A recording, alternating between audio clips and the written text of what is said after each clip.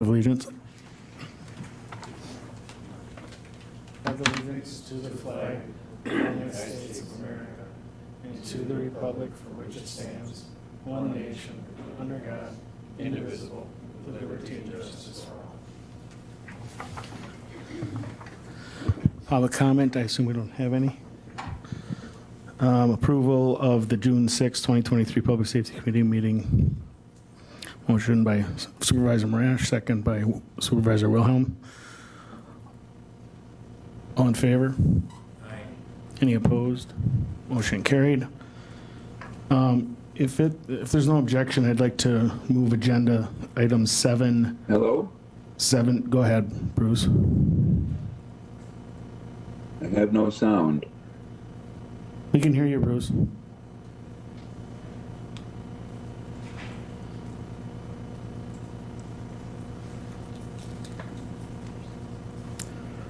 If there's no objection, I'd like to move agenda item 7B up, the update from the Criminal Justice Coordinating Council on ongoing work. Any objection?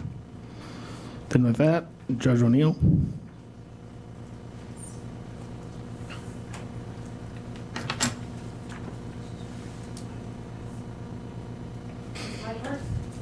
You can come right up.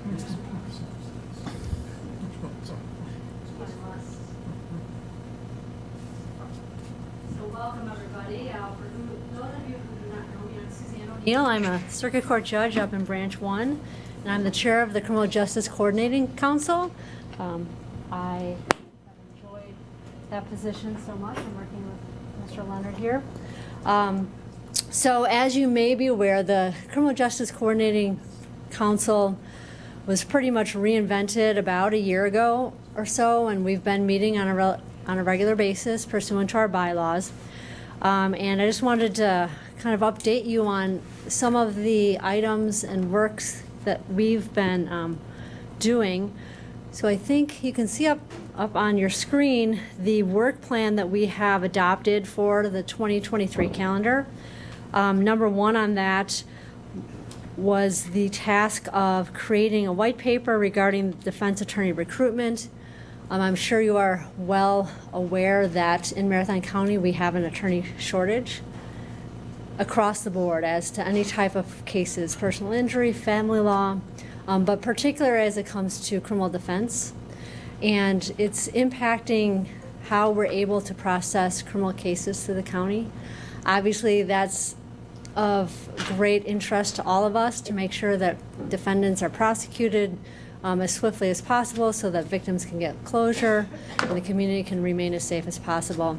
The delay is occurring in cases where defendants are indigent and eligible for the appointment of counsel through either the state or the county expense, and there just is not a pool of attorneys to appoint indigent criminal defendants, these attorneys. So it's causing a delay in the initial prosecution. Sometimes during that case, the attorney might need to withdraw or be asked to withdraw, and then we have to start over trying to find another attorney.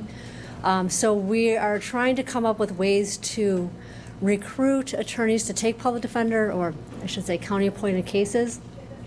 And so I convene a group of criminal defense attorneys in the county who have a history of taking these type of cases, some of whom have stopped taking the cases, and I want to know why, as well as the State Public Defender's Office with regard to their input.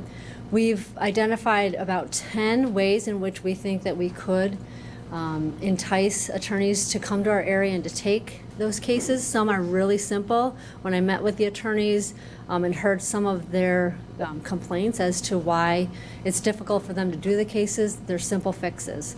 They're administrative things as to how we appoint the cases, how we pay them for the cases, and those are, I hope, once I get everybody on board, that those will be easy fixes. There are some other more creative ideas that would cost the county some money, which does include offering to pay bar dues for attorneys in exchange for their taking so many cases, offering to provide them for continuing legal education credits, or reimbursing them for those credits. Lawyers need to take continuing legal education to maintain their license. And The biggest kind of out-of-the-box idea was to try to recruit young attorneys to the area by offering them a stipend. One of the things I heard from the private bar was that the most expensive time for a lawyer is their first year. Obviously, they don't have any income, they've got a lot of debt, and the startup cost to start a law firm can be daunting. And if we were to offer them like a $5,000 stipend up front, say, hey, move to our area, we're going to give you $5,000 to start up your firm. You promise to take like 4 cases a month from us. We'll pay you, the county rate for those cases. And then at the end of the year, if you've successfully taken 48 of those cases and you've performed effectively, and you haven't, withdrawn, you have malpractice insurance, we'll give you another stipend of $5,000 in gratitude for the service that you've given. So just some financial incentive to get some of the young attorneys to come and maybe relocate to the area. Another idea was to offer summer internships for first and second year law students so that they can come up, get some experience with the law, but also experience the geographical beauty of our community and see what our culture is and whether they might want to adapt to that. So this paper sets forth, I think there were 10 ideas. Again, many of them are cost-free and I think simple fixes, and then some included some monetary contributions we might seek from the county. So that is one of our projects. Another is the create recommendations regarding the use of opioid funding. We started meeting with regard to this issue back in March. We've had several meetings to outline really our goals and what our measurements would be with regard to how we can see if we're actually improving, what to use the money for. I guess, I'm going to ask Lance to kind of fill us in on exactly. I did leave the last meeting a little early, so where are we at? Sure. Well, just to start with kind of additional background, this is another item that's actually on my work plan as well. The county board adopted my annual work plan just at the turn of the year, and you made a very prompt amendment to it in February to add this specific item, and that is to have administration work through the Criminal Justice Coordinating Council to come up with recommendations for the board to consider, the county board to consider relative to the deployment of those opioid funds. So shortly thereafter, I sat down and put together kind of what that plan of work would look like, and that's what you're seeing on the screen. And just for some more context, this isn't in your packet, but it's available online. It's actually in the packet from the June meeting of the Criminal Justice Coordinating Council. So if you go on your iPads or on the website, you can kind of scroll through what those major tasks looked like for that project. So the first thing we did was we realized that Criminal Justice Coordinating Council is a rather large group. On any given day we might have just about 20 people appearing in this room to talk through those issues. So we knew we needed someone charged with facilitating that effort. So we brought in the health department and developed a charter. We completed that. The health educators have been facilitating those discussions over the last several meetings. We're meeting on a monthly basis and having the entire meeting essentially devoted to this effort, which has, I think, been a positive experience, at least from my perspective. As the judge referenced, one of the first things we tried to do is really identify what is the results statement. So we use the results-based accountability framework, which you've probably heard before at some other meetings. So that took us a fair amount of time, and ultimately the result that the group kind of coalesced around was this idea that Marathon County residents would be free from the physical, emotional, social, and economic impacts of opioid misuse. So that would be the kind of the goal statement, what success would look like. We then had additional facilitated discussions around what indicators would we select to know that we were moving in that direction, moving positively. And we identified 2 measures that were, I think, the most readily available to indicate that. And the first is drug overdose deaths due to opioids, and that was a data point from our medical examiner's office. And then also non-fatal overdose non-fatal overdoses, and that is actually a DHS data source from ambulance runs. So you think about, we have the fatal overdoses and essentially the non-fatal overdoses as those measures of success. Our ongoing work then is really to identify what strategies were that exist within the opioid settlement. So again, just going back a couple of steps, the opioid settlement dollars, you can't use them for anything. They were the result of a negotiated settlement, so there are guidelines, or I should say strictures. It's not guidelines, it's actually you need to use these funds for these sort of things. These are the allowable uses. So we're evaluating those allowable uses to see which ones are most likely to have the most significant impact on the indicators that we've referenced, as well as moving us to that result statement. So that's been the last meeting. We're about, if you look at the calendar that we initially put together for the work plan, I'd say we're about one meeting behind. It took us a little bit longer than I think than I originally anticipated when I built the calendar around securing that result statement and that initial indicator work. So we hope to, again, be able to bring you those recommendations sometime in the next couple of months. But overall, I think it's been a good conversation. We broke up into groups at our last meeting, and I can speak for my group. I thought we had really lively, positive conversation. But that's ongoing, and again, the goal is to bring a report back to this committee and ultimately the county board as to how we think to deploy, how that group thinks we should deploy those funds in light of the limitations under the settlement, but also in light of our community needs. But ultimately, that is a decision for the county board. You get to allocate those funds. And again, just for additional context, the funds are coming in, at least the funds we have to this point.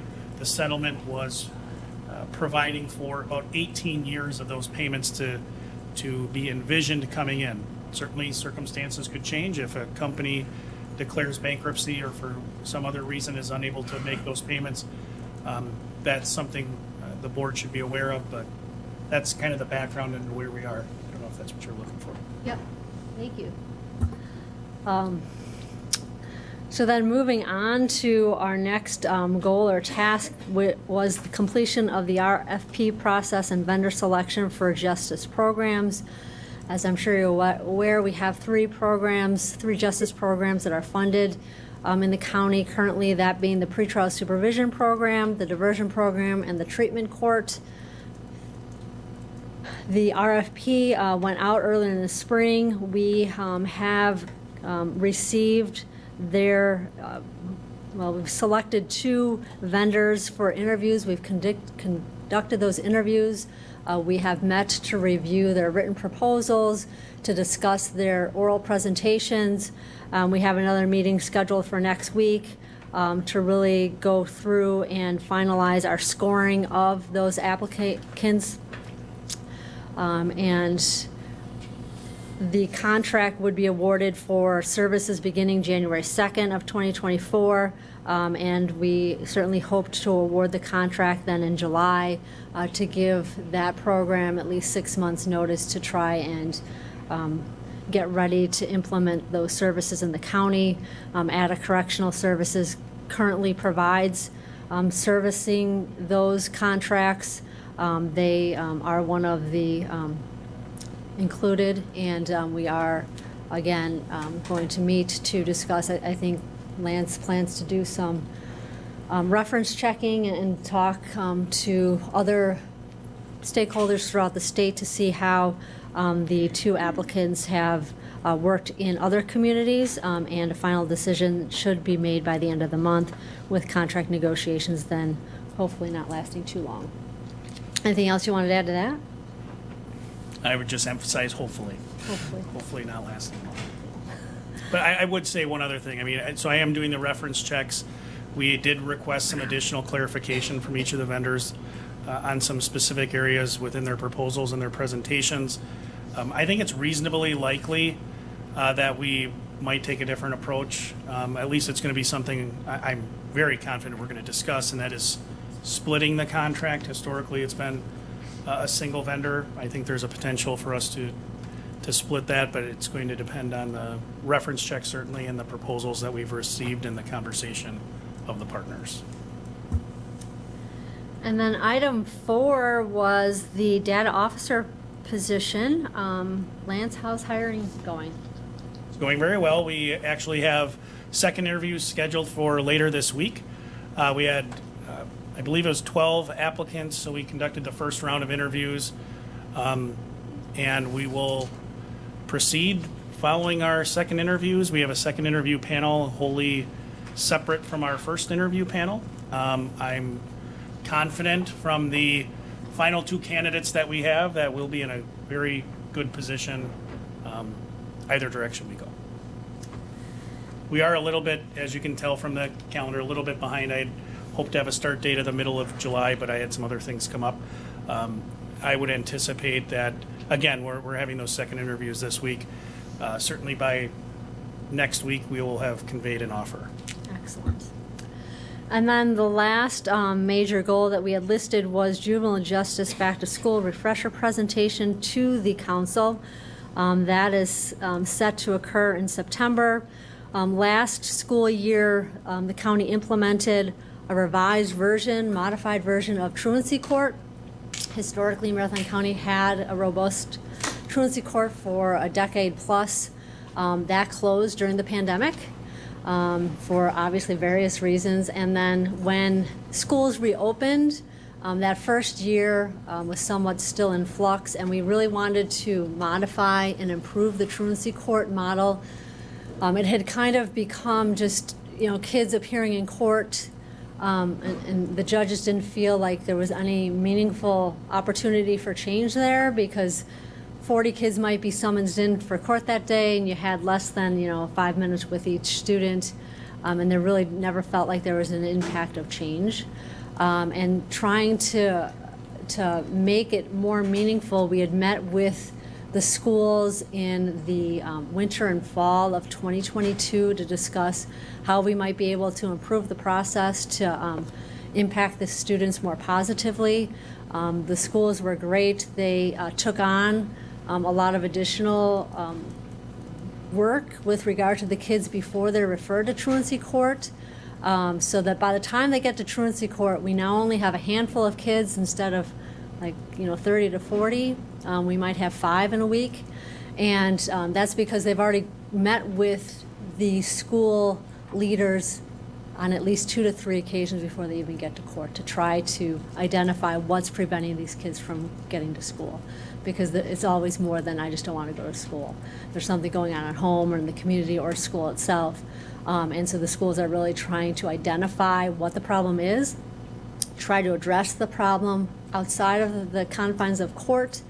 But, if as a last resort, they need to impress upon the students really the importance of getting a high school diploma, they'll be brought to court. So we are going to review with the CJCC how that's been implemented now for a year as we start our second school year with the improved version of truancy court. So we're going to do that presentation, which is scheduled for September. I think those are our major goals and tasks. Am I missing anything? Yes. Just because I don't know, that's why I'm going to ask. How many absences do they need to have before they're referred to truancy court? There's no set number for truancy court. By statute, I think it's 10 unexcused absences they would be eligible for intervention. But we don't read it, the letter of the law, so to speak. The schools, from my understanding, I'm not at the schools, from my understanding, though, the schools start working with the kids when they start having more than 5 unexcused absences. They're already trying to get to the bottom of it, what's going on, to try and catch these kids before they get really too deep into it. For Wausau East and Wausau West, they have a 10. It's 10. Yeah. Yeah, and if I recall correctly, the statute provides for 10, but the schools are trying to be more proactive. Any other questions? All right, well, thank you so much for having me. I wish you luck in your meeting, and have a great day, everybody. Take care. All right, thank you. we'll move on to 5A, continue discussion regarding 2024 annual budget and policy recommendations from the committee. And everyone's got the packet, obviously, and administration did a good job of spelling out all of the or all of the departments and what is mandated, not mandated, and what we're doing above and beyond. So with that, I guess, unless you want to add to that, Lance? The only thing that I would add is, based on the action taken by the board in June, through your budget priorities, there was a specific request that each of the standing committees that have nonprofits that relate to the work of the departments, over which each standing committee oversees, I guess, for lack of a better term, that they give some direction for the full board to consider as to whether or not those nonprofits should continue to be funded. It's not listed in your ordinance, but my sense is you've had presentations from both the women's community as well as the Judicare mediation program. So those two are probably the two that most relate to your committee more so than any other. So that would be the only other thing that, from my perspective, if there's a desire to move away from the current level of funding, I'd like some direction from the county board on that, and the direction from the budget priority discussion, as I interpret it, is to have standing committees of jurisdiction kind of start those conversations. Yeah, okay, thanks, yep. I can agree with that. So I guess what are the body's thoughts on Judicare and women's community? In my thought process, if we're going to support those or not support them, if we are going to support them, I'd like to put forward I think we should do like a recommendation to the full board that we can draft and then say this is why we support it and then explain the fiscal impact. If we don't support it, I guess I'd want to hear it now. Go ahead. When you discussed that we had like a contractual agreement with one of them, or was it Both. both of them? Okay. Because if we could explain to them like what they're doing for us, that'd be helpful, because I know that people look at it as we're cherry picking, but if they're actually doing something for us, that's worth a lot. I mean, and or if we have some kind of agreement with them. So if I put something together, I guess I would ask Lance to assist with that, because I do have the documentation from both Judicare and Women's Community, what they're providing for us contractually and what they're doing above and beyond on their own. If I can put something together for next meeting, is that something we would want to entertain so that we could push it onto the full board? All right, That's a good idea. Yep, I agree. okay.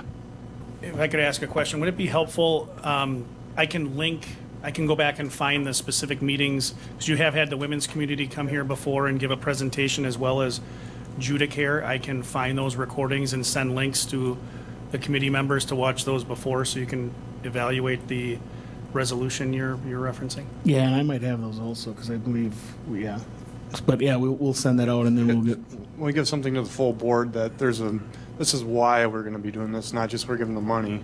We actually have a reason for what they're doing. all right, agreed. All right, so I'll put something together and then we'll get you that information.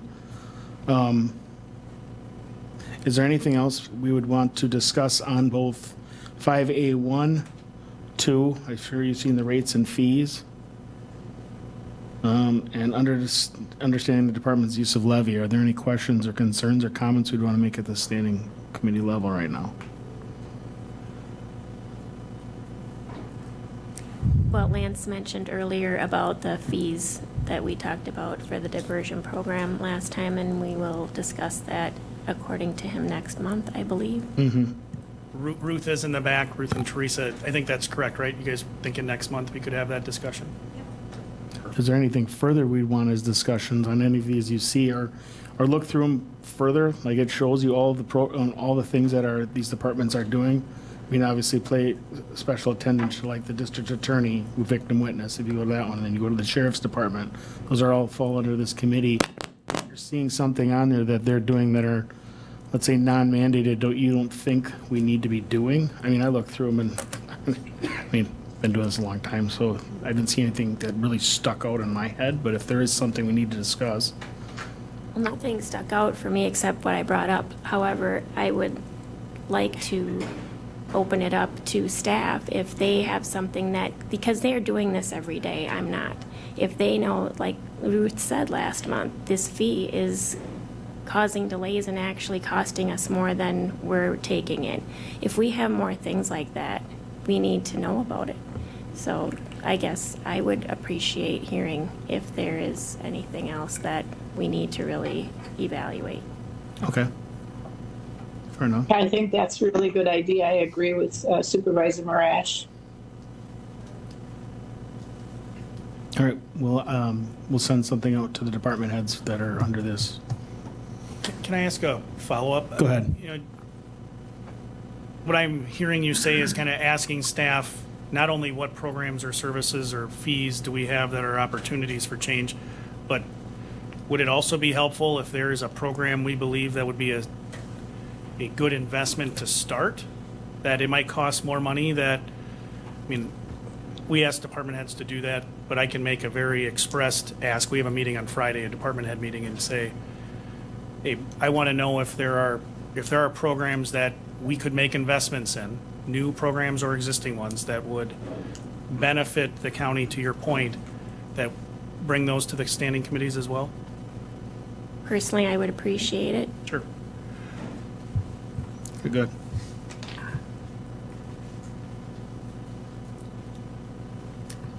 All right. With that, we will move on to 5B, create 1.0 FTE, deputy sheriff position. This will be contracted and paid for by the town of Rib Mountain. Thank you. I'm here to just fill you in a little bit about the current services we provide for the town of Rib Mountain. As you know, today they're actually going through their elections to potentially be classified as a village. If they become a village, that's going to require them under state statute to do certain things, including have their own law enforcement services of some sort. They can either do that on their own by creating a police department, or they can contract for services. We have been contracting a deputy there now for 2 years. And what we've done with Rib Mountain is they pay the full cost of the equipment, and there's a caveat to that, and they also pay the full cost of the deputy that's assigned there. They've come to us and asked us, even before they know that their village status is going to be a reality, to come in and add an additional deputy at their expense, starting now in essence. So this deputy, we've got an expanded position request that was completed by Chief Deputy Millhausen. As you look at it, you'll see that there are 2 blocks. One says that there is a $5,000 county tax levy commitment that we are making. That's the case, but the reality is that a lot of that money or those resources we already own. What we would not do is we would not purchase firearms on behalf of the town of Rib Mountain, because that's illegal. We can't do that. So we already own the firearms. They're in our inventory, but that is still a county resource that's committed to this. Likewise, some computer equipment that we would take in. Any computer equipment that we use there has federally mandated and protected software on it that we can't just leave behind. So any computer that we would take in, that would be ours. And those computers are expensive. So we already own those, though. We're not asking for new money in order to do this. This is equipment that we have, but we thought you should know that there is a county resource commitment here. If we were ever to leave the contract, we'd take those items back with us, and those would come back to the county.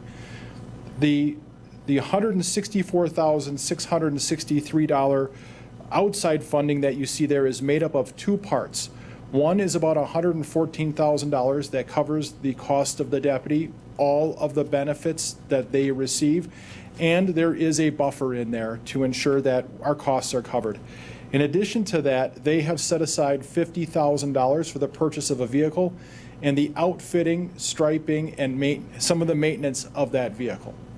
So going into this, the request would be that the Public Safety Committee make a recommendation that we move forward with adding a position fully funded by the town of Rib Mountain going forward. This would mean that we would have 2 deputies under contract assigned to the town. Go ahead, If I can- Administrator Leonard. Thank you, Mr. Chair. If I can just add a little bit on process. So the reason, you might ask, why is this coming here if it's essentially cost neutral. It's not adding cost to the county. You have an ordinance 4.20, that talks about the new position request process for 4 full-time equivalent positions, which is what this is. And that process requires that the department head sit down with myself and we talk about the position and evaluate it. And then if I approve it, moving forward, it moves forward first to the Standing Committee of Jurisdiction, that is Public Safety, for you to weigh in on, and then it would go to the HR, Finance, and Property Committee, and ultimately to the County Board. And that's the process within that ordinance. It talks about a process both through the budget, which is somewhat different, and the outside of the budget process, which is what this is.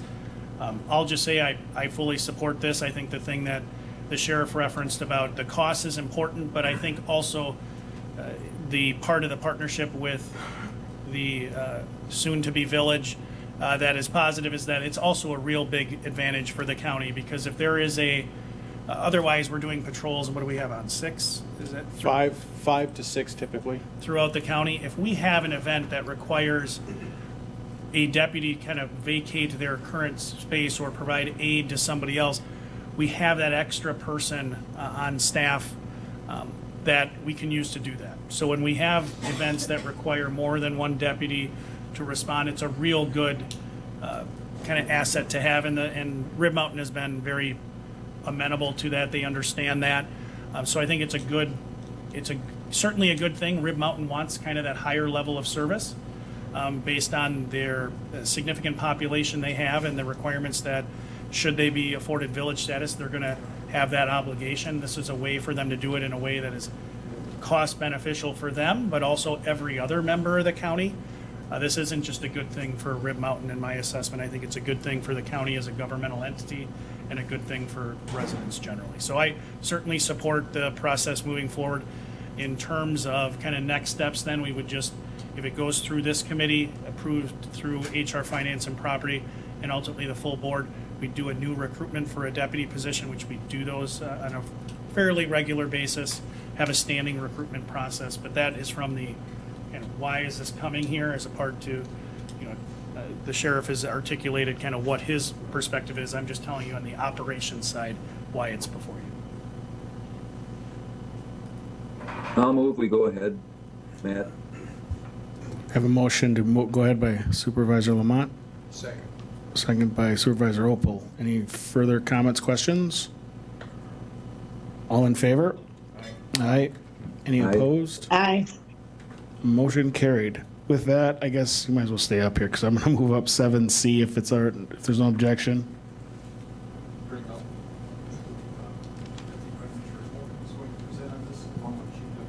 Perfect.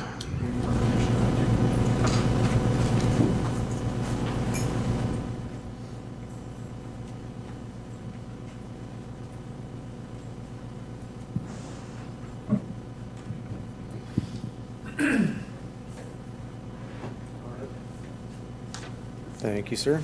And thank you, Mr. Chair. So in terms of looking at the Sheriff's Office moving into an enterprise fleet, we've been meeting with Sheriff's Office leadership, Enterprise, Administrator Leonard, myself, and others. We've been looking at other departments as well to see if there's any sort of savings that could be had there. I think in a nutshell, one of the better ways to describe some of the benefits would be that if you looked at the cost of a 2023 vehicle, including the operation of it and maintaining it throughout the year and driving it approximately 15,000 miles that year, the cost of it per mile ranges from 44 cents to 52 cents, depending on the model that you run with. Now, the current IRS reimbursement rate for mileage is 65.5 cents. And so right there's some savings just for your run-of-the-mill vehicles. But that same gap is going to apply regardless of which department you're looking at, give or take some of the costs that might be included, such as the things that would already be included, like upscaling the vehicle so that their pursuit, they've got the cage and everything else in them for the sheriff's office. The additional pros of entering into the fleet arrangement include that the vehicles you would have are never more than 3 to 5 years old, depending on when you would turn it back in to maximize the value on the return. And what I mean by that is, as a government agency, you can go out into the marketplace and purchase vehicles that give you a discount. And that provides a gap that then you kind of leverage within the fleet program, so that Enterprise is going to make some money off of it, but they're also running the fleet for you on your behalf. But what you're able to do is, after that 3 to 5 years, you maximize the resale value, which then in turn through the fleet program generates equity. And that equity allows you to build the fleet and reduce your costs over time per vehicle. And so each vehicle you're incorporating into a fleet over time is going to eventually bring back, you're going to, at first it's going to be bigger chunks of money, but then over time it's going to be smaller and smaller each year, but that's going to be the return back to you in terms of what you pay.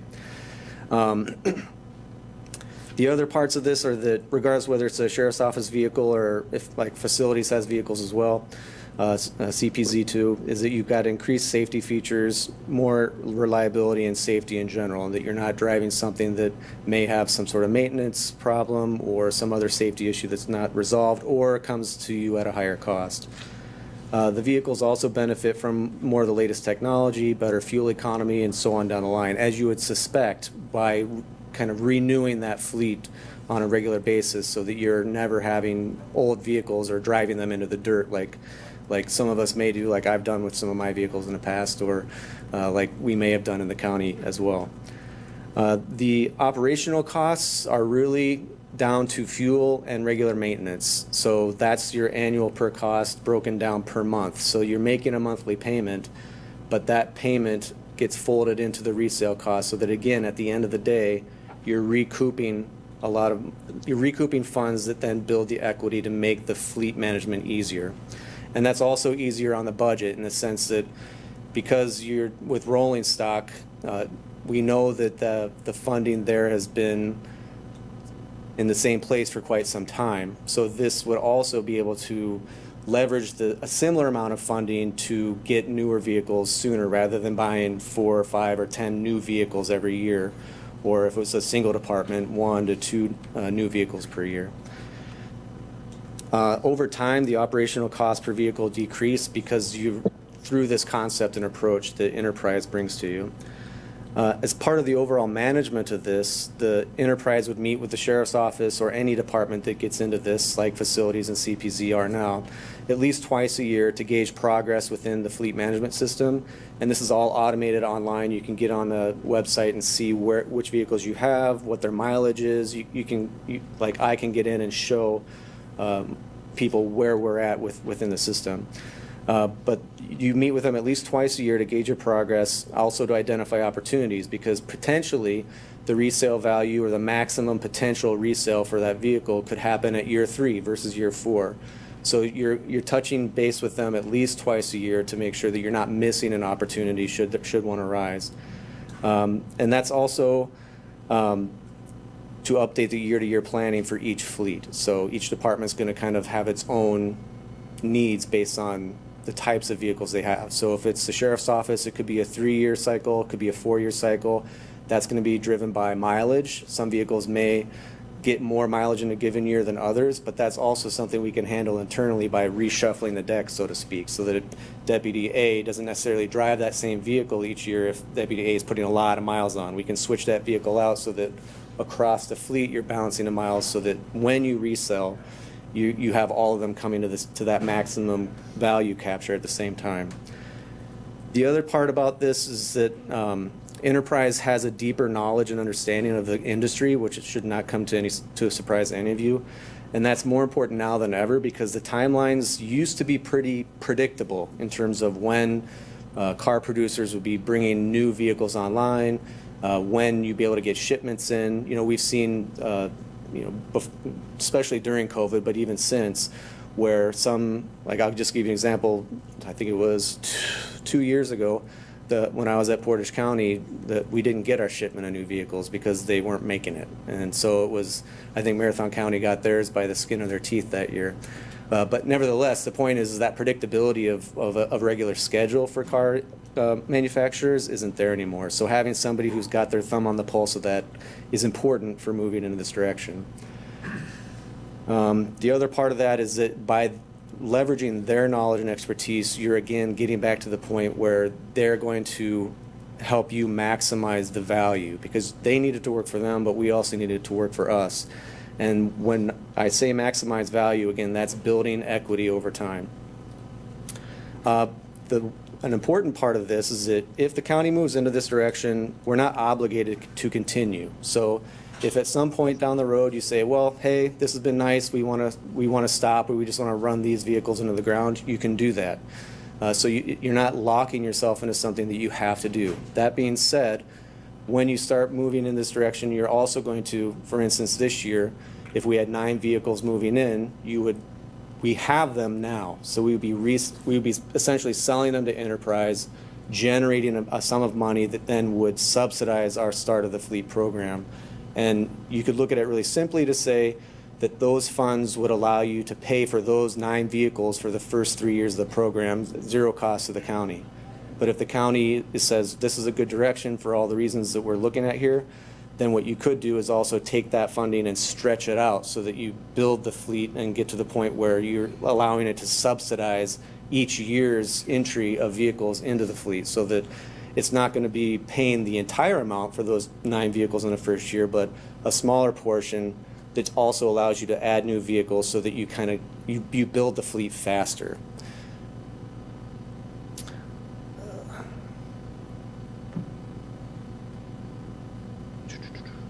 So the core vehicles that we're looking at right now are this year's patrol vehicle replacements, along with, I believe, 9 other administrative vehicles that could all go in together all at once. The 9 patrol vehicles are or 10, sorry, thank you. The 10 are brand new essentially, but they would be going back to Enterprise, selling them, and then those funds would be used to get the Sheriff's Office into the fleet management program. The equity from this, as I said, could pay for those first vehicles, but I think it makes more sense to stretch those dollars out over the transition of the fleet. So at least the next, 4 years, I think is the current cycle. And then you can see where you're at. And again, if after 4 years you decide you want to do this on your own, or you want to hire somebody to run a fleet, which we don't have someone to do at this point, you can do that. So you're not locking into anything other than trying to maximize the potential once you take the step. I think that another part of this is that the rolling stock funding we have will need to be maintained at least at the current level, and potentially increased over future years, just to kind of cover the margins as the market increases each year. But you wouldn't have to be purchasing brand new vehicles every year. So you're basically using what you would have bought new vehicles every year to fold in this leasing program to then build equity and have something that ultimately boils down to paying the operational cost for your fleet per year. The 2024 budget impacts, if we move forward, we can work with Enterprise to say, here's what this looks like based on the strategy we put in place. Nothing's been signed to date, but that's sort of imminent in a sense of like we're on the verge of looking at, okay, moving in this direction. And once we do that, then that will help inform the rolling stock numbers, as well as that sort of forward forecast in terms of what this looks like this year, next year, and moving forward. The Sheriff's Office, as I understand, is prepared to move forward. Enterprise is also prepared. And before I stop, or I think the Chief Deputy's also reached out to some of their peer agencies across the state, because there are multiple counties in Wisconsin who have already used this program. And so the proof's in the pudding in that regard. Now, every fleet's not exactly the same, but that's back to the point of you can manage it to be the fleet that you want it to be. So if you wanted to keep, like I said before, if you didn't want to send one vehicle back for whatever reason, you don't have to. You can keep it. But I do think it's important that what the Sheriff's Office has learned from other agencies can help you also understand how this directly applies to what they're doing, albeit slightly different from how we would approach it. Question or comments for the deputy? Oh, sorry, for the deputy administrator. Go ahead, Bill. Yeah, I guess just to touch a little bit, one of the agencies that I've talked with quite a bit about this, who's been doing it since 2017, is La Crosse County. La Crosse County's been doing it, and also the City of La Crosse Police Department. Both are very happy with the program, and I've been comparing obviously they were in the same issue that or same situation we're in with regards to somewhat of a freeze, if you will, on CIP rolling stock dollars, to where those weren't increasing, but the price of vehicles have gone up substantially over the last 10 years. And it just got to a point where those dollars didn't go as far. So our example, we used to get 10 cars every year, and we were down to where we could only get about 6 or 7 if we weren't able to find funds somewhere else, but it was definitely money outside of rolling stock. This is going, and now what that's done is we fought for years trying to get down to where we were keeping those cars till they were about 120,000 miles, and then we were able to get more money at auction when we would send them. Now, because we're not able to get as many a year, we've got, right now, we've got 10 of them over 150,000, and over half of those are closer to 185,000. In the profession that we're in public safety, that's getting up there to where dependability, reliability, and safety is a concern for those being on the road and running at speeds and going to calls that we'd go to. But to the point is, yeah, right now we're looking at 10 MARC squads, 8 admin vehicles to do this year. We're ready to move on those. And to Deputy Administrator's point is, we would not be looking at any new money. There's money with the buyback of the 10 that we've already paid for, that we have in our hand right now, that Enterprise will lease back to us. They're going to pay us exactly what we bought them for to roll into this, to get us seed money to get us going. So there's no new money. There's, matter of fact, between this and the ongoing rolling stock, we should be set really nice for the next a couple of years to keep the program going. And like I said, we'll be able to get 18 vehicles this year right away. The one other part that I do want you to consider, because it is a factor, is that any of the non-pursuit rated vehicles that we enter into are covered by a protection plan or a maintenance agreement with Enterprise. That means we won't have to rotate tires, we won't have to do oil changes. We simply go to a local service center that they've got them all over the place. City of Wausau uses some, so they're already set up here with Enterprise. We pull in, get it serviced, we don't pay a bill. Right now we're incurring that cost, not only in the expense of the product, but also in labor hours. We would have to maintain the pursuit rated side. That's not covered underneath their protection plan. Also with their protection plan is, for some reason, if we entered into a lease, let's say of 4 or 5 years, which is typically outside of the warranty that comes with the vehicle, that would cover anything that goes wrong with the vehicle. The engine blows in that 4th year and we're still under the lease, it would get repaired for the non-pursuit rated at no cost to us. So there's a lot of benefits here. You can't think of it as a traditional lease like you and I would go to a dealership and lease a car. It's completely different. We can pick and choose. Right now we may say it's a 4-year lease and we base everything on that, but at year 2 they may come to us and say it makes sense to get rid of that car now. The resale is good. Now it makes sense to get your equity and build it into the plan sooner. Administrator Leonard. Yeah, thank you, Mr. Chair. So I want to piggyback on something Bill just said, but I'm going to start with, why is this here? It's here for education. This isn't a thing we need the board to act on. This is a purely operational piece, but it is a complex thing. And I want to start with one thing I don't think anyone can argue about, and that is our current rolling stock approach is broken. It's been broken for at least 5 years, but it stems from the fact that the amount of money we put into rolling stock hasn't changed in over 10. And as was said, the cost of these vehicles has gone up substantially.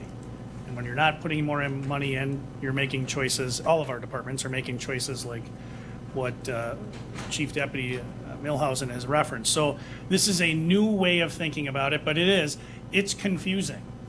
Like Bill, I think Bill said it very well. You can't think about this like a lease like you or I would get personally. And you also need to remember that we as an organization are not like you or I personally. We can get a volume discount, and working with Enterprise, that volume discount can be very good. And we can essentially try to drive that vehicle and then time the sale right so that the system can, after initial investment, start to, in some sense, not purely, but in some sense, you have those funds coming back in to maintain itself. So that's the why. We're going to move forward with this from an operational standpoint. We've already been utilizing that approach, as Deputy Administrator Holman referenced, for CPZ and for facilities. It's worked well. I think we've missed a couple of windows on sales that we could have done a little bit better, but it's still a much better approach when you get over the initial cognitive struggle that I know I have, which is help me understand this isn't how I understand a vehicle. I drive a vehicle that's got over 300,000 miles on it. I'm not the guy to talk to about taking advantage of this program. But it makes sense for the county. This is a logical progression. If over time, as Chris referenced, we determine, you know what, we can do this internally, we can do that. But right now, I will be blunt, I don't think we have staff capacity to do this internally, either in terms of the man hours, the human hours to do it, or the technical expertise. If we build those things over time, we can come back and present that to you, and maybe we go a different direction. But right now, from my seat, this is the best avenue available to us. I know we're not going to have, hey, let's dump another $500,000 or $1 million into rolling stock, although we need to. This is a tool we can use to take our overall rolling stock budget, which goes for not only things like vehicles that you're thinking about, but lift trucks at Parks and Rec and Forestry, graders and other large pieces of equipment at Highway. To the extent we can take out these type of vehicles from the equation of needing new ongoing money, we can redeploy that to those other needs we have. So it's a complex thing. If it was simple, we've been talking about rolling stock in Marathon County for the last, I want to say we've been using Enterprise for 5 years, with CPZ thereabouts. I see this growing, as Chris referenced. If you just think about the departments where we have people using their personal vehicles to go out and do work, and then we're providing the required IRS reimbursement, we can take that, we still have to build this, but we can take those funds, and rather than have this 65 cents go to the employee, which is fine, because they certainly have earned it, we can have it go to that internal fleet reserve, because the cost to operate that vehicle that Enterprise talks about is oftentimes significantly less. So I know that's a lot to take in. We're not asking you for any action today, but we're just telling you, if you hear about, the sheriff's office is selling vehicles, or we don't own the vehicles anymore. It's a very common program. I'll tell you from my experience with the county, initially there was some hesitance about rolling in pursuit vehicles in the sheriff's office. Enterprise has built that book of business, I'll say. They've demonstrated over more than 5 years that, hey, this is working, and there are other peer counties that are closer to our size that have used it. That gives us more confidence. It's a whole different thing to manage a fleet of, right now, between CPZ and facilities, what do we have, 10? 10 cars in that fleet. Sheriff's office has got 90 vehicles. We need some technical expertise from Enterprise to see how this is going to work. So that's the presentation. I know it's a lot. We're happy to try to answer any questions, but Chris and Bill and the respective people Ryan done a great job really kind of diving into this, because it is, the first thing is to try to get over how you understand in your own personal life how you view a vehicle and how you use it.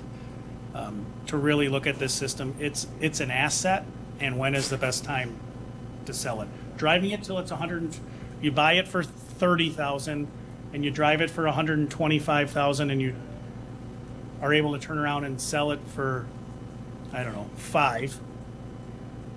Flip that in your head to now we're going to drive it for 3 to 4 years, and we're going to sell it for $28,000. I could just give you a live example of that, or a real-time example. So they went through our fleet, they being Enterprise, when we were working through this with Captain Weber, and with mileage, what we bought vehicles, age, all those things. The sheriff's vehicle, for example, is approximately 5 years old. We paid about $29,000 for that. Right now, they're estimating they can resell it. It's a high demand vehicle for about $20,000.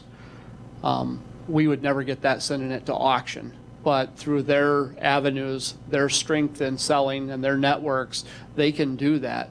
So for less than $2,000 a year, he was able to operate a vehicle for 5 years. And we're going to turn around and get that equity back into something. If you can be under $3,000 a year, that's considered good in the operation of a vehicle. And also, I think building on what you said before, Bill, was, your maintenance. I mean, you all know your personal vehicle, right? When you get up into hey, what is your routine maintenance you need to do at 50 and at 100,000? As you move beyond that, there's a lot more things that kick in. If we strategically divest ourselves of vehicles before those large costs come in, it's also beneficial. Not only from a safety and operations standpoint, but from a purely financial one. All right, with that, one quick point. This has kind of been going on for a long time in private practice. This is not nothing. Larger fleets, I mean, the company I work for currently does the same thing with our vehicles because you kind of have to. The way vehicles, like you said, they go up and down, and the bulk rate you get for doing it, it's a no-brainer for even the private practice, so I don't think it's a bad thing by any means. So with that, I'll turn it over to any questions with the board. I had a question. What, at 180,000 miles, how old is that vehicle? Out of curiosity. We're putting on, the average marked patrol car puts on roughly about 30,000 a mile, or 30,000 miles a year. Is that correct, Captain Weber? Roughly, yes. Yeah, so calculate that out. The ones that are in the $180,000 range are 2015 to 2016. Any other questions? All right, thank you. And like I said, that, like Administrator Leonard said, that was just for educational presentation. I wanted to do, I'll make it later. That's fine. Let's do 7A, update on the Regional Forensic Science Center fundraising plan. So I'll start as Jess is walking up here. As you know, this has been, as Chair Booch just referenced, relative to rolling stock. This too has been a labor of love with respect to the Regional Forensic Science Center. Had a lot of movement recently with the state through their budget. We did, as the county board heard, we got awarded $7 million, and that was, of course, signed. So we started to really look at what is that gap and how do we develop a plan to close the gap. Jess and her team, along with myself and Sarah from our office and Chris, and really working to put together what that plan is going to look like, having the conversation with the task force. And I'll kick it over to Jess for have her give her sense as to kind of where we are, and then I'll jump in as needed. Perfect. Sounds good. So we have actually met. All right, thank you. We have met with one of the local community foundations just to get a good idea to see if this project would even be viable for a capital campaign to try to close that gap. We're still waiting on the $2 million of federal funds to see if that'll get allocated or not. We should hear back sometime this fall, I'm assuming, when the federal budget is finalized. But right now we're looking at a $3 million to a $5 million gap at this time. So when we met with the Community Foundation, they loved the project. They loved how it is now focused more on the educational piece with our partnership with NTC and also with the Medical College of Wisconsin, how it's no longer just a governmental function. It's much bigger than that. So it was a positive meeting. They felt that we should not have an issue doing a capital campaign locally, and hopefully some of the local businesses and organizations would be willing to donate. Our first order of business was try to find an organization that would be able to assist with a capital campaign and be able to accept funds. Obviously, we're not a nonprofit organization, and that's something that's really necessary. So if a business or an organization wanted to donate something, it could be a tax write-off for them.